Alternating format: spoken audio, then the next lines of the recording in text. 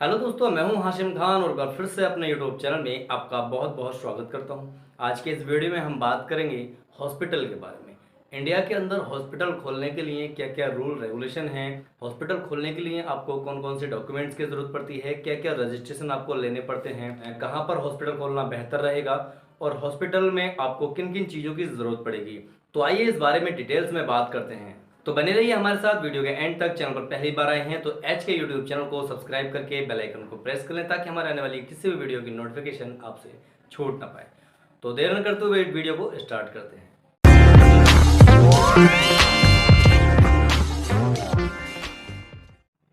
आज के समय में हम बहुत तेज़ी से विकास कर रहे हैं और एजुकेशन के क्षेत्र में भी बहुत ज़्यादा आगे बढ़ चुके हैं। ऐसे में यदि आप अपना खुद का हॉस्पिटल खोलना चाहते हैं तो ये आपके लिए बहुत ही फ़ायदेमंद होने वाला है। आज के समय में बहुत सारे लोग बायोलॉजी लेकर पढ़ते हैं और सरकारी जॉब नहीं मिलने पर प्राइवेट हॉस्पिटल में ही जॉब करते हैं। तो ऐसे में अगर आप अपना खुद का हॉस्पिटल खोलेंगे तो आपको doctor, nurse, paramedical staff, medical staff, pharmacist सब आसानी से मिल जाते हैं। तो ऐसे में आपका हॉस्पिटल खोलने का डिसीजन काफ़ी फायदेमंद होगा। दोस्तों, इंडिया के अंदर हॉस्पिटल खोलने के लिए कुछ स्टेप्स हैं जिनको आपको फॉलो करना है, जो कि इस वीडियो में हम आपको बताने वाले हैं। जैसे कि सबसे पहले तो आपको ध्यान रखना है कि आपके पास एमबीबीएस की डिग्री होनी चाहिए।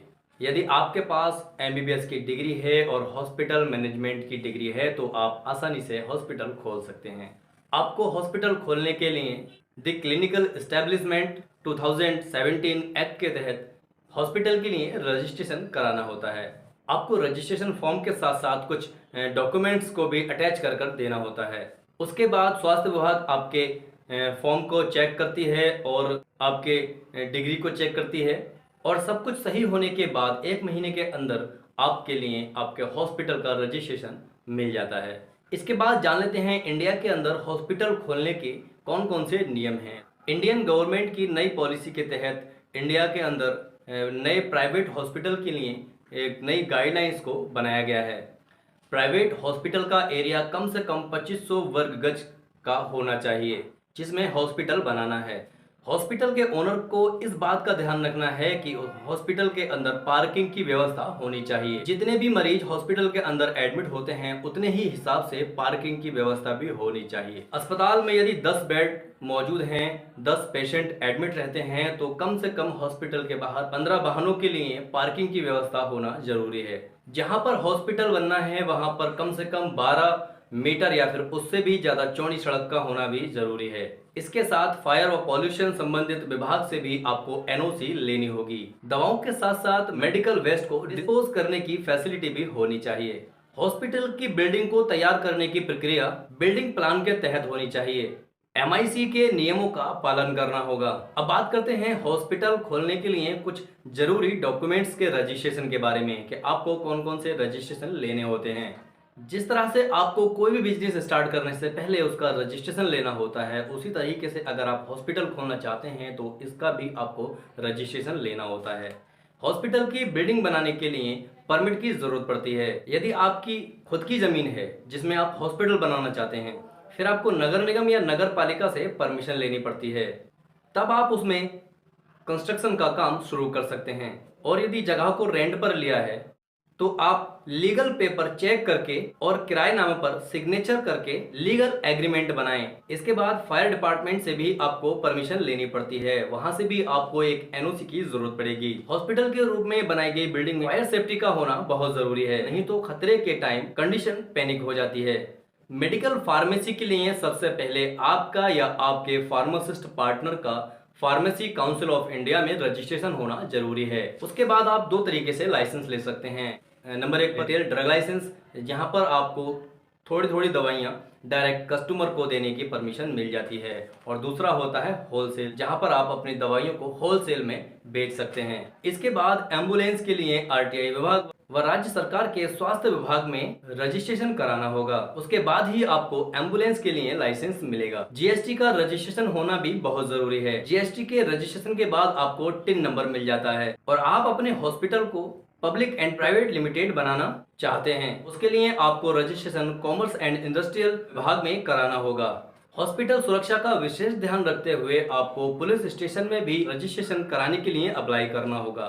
जिससे आपको हॉस्पिटल बनाने की परमिशन मिल जाती है और फ्यूचर में अगर कोई परेशानी आती है तो पूरा पुलिस बल आपकी सुरक्षा में खड़ा हो जाता है।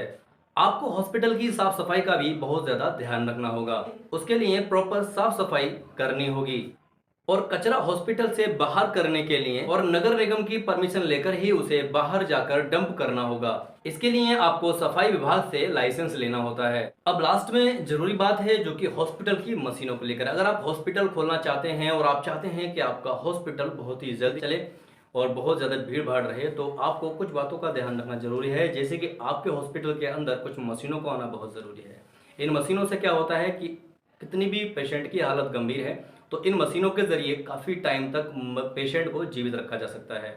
इसमें कुछ मशीनें हैं जो कि ज़रूरी हैं, जो कि हर एक हॉस्पिटल में होती हैं और होनी चाहिए। जैसे कि सबसे पहले एक स्कैनर का होना ज़रूरी है हॉस्पिटल के अंदर, एक्सरे मशीन का होना बहुत ज़रूरी है, वेंटिलेटर का होना बहुत ज़रूरी है, डायलिसिस मशीन का होना बहुत ज़रूरी है। ये सारी मशीनें बहुत ज़रूरी हैं एक हॉस्पिटल को मैनेज करने के लिए। अब बात करते हैं कि हॉस्पिटल को कहाँ खोलना चाहिए। हॉस्पिटल एक ऐसी जगह है, अगर इसको आप कहीं भी खोल लेंगे तो चलना तय है।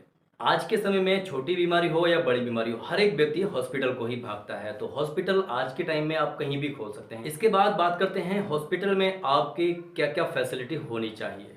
देखिए दोस्तों, आज के टाइम में कोई भी व्यक्ति जब हॉस्पिटल जाता है तो अगर उसको सारे ट्रीटमेंट एक ही छत के नीचे मिल जाते हैं तो उसको बहुत ही ज़्यादा रिलीफ मिलता है।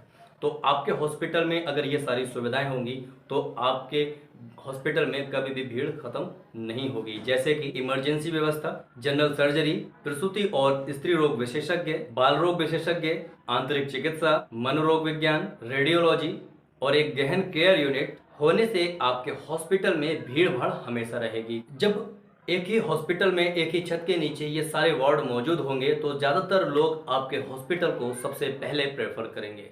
तो आशा करते हैं कि हॉस्पिटल से जुड़ी जो भी जानकारी हमने आपको प्रोवाइड की है, हमने कोशिश की है कि आपको समझाने की कि हॉस्पिटल अगर इंडिया के अंदर खोलते हैं तो क्या क्या रूल रेगुलेशंस को फॉलो करना होता है, कैसे आपको लाइसेंस और रजिस्ट्रेशन लेने होते हैं।